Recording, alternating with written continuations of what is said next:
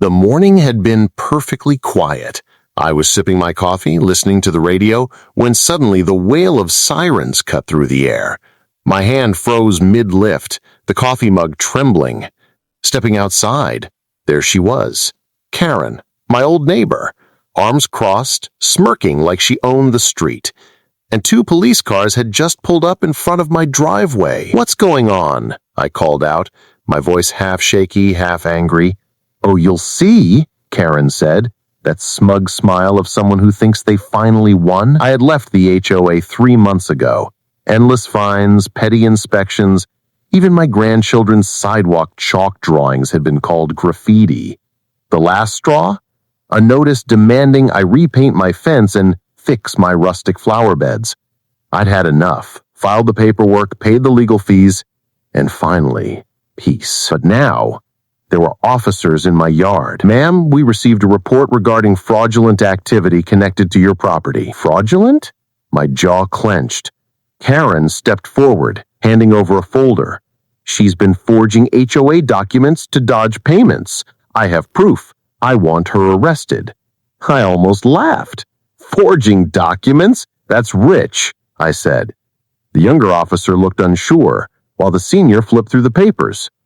"Did you submit these?" "No. Unless my handwriting suddenly looks like a ransom note, these aren't mine." Karen's confidence was cracking. I wasn't stalling. I was buying time. Jake, my son, was in the city's fraud investigation unit for years and knew exactly how people like Karen operate. A black SUV pulled up across the street. Jake stepped out, badge glinting in the morning sun. "Morning. What's happening here?" he asked calmly. Karen's face drained of color. "You didn't say your son is a cop?" she hissed. "I didn't think it was relevant until now," I replied sweetly. Jake took the folder, scanning it quickly. "Wow, these signatures are terrible, and the notary stamp doesn't even match state records. Who gave you these?" "I got them from a board member." "And who is this board member?" Jake asked, voice cold. Karen faltered. "Why does that matter?"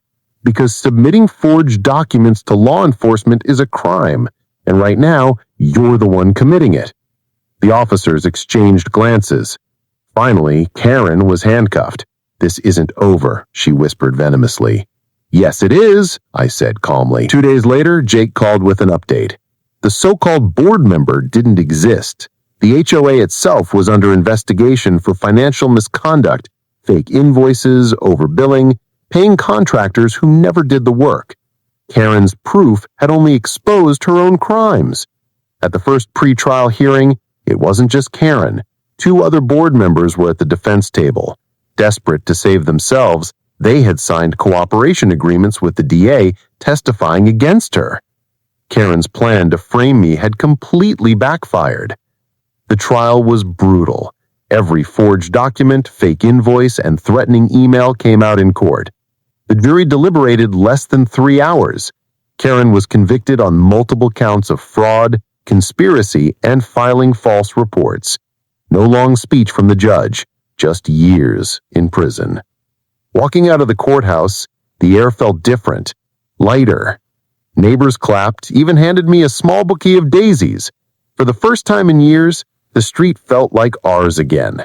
Karen's reign of petty terror was over. And the best part? I didn't just win back my peace of mind, I knew she could never ruin anyone else's life again.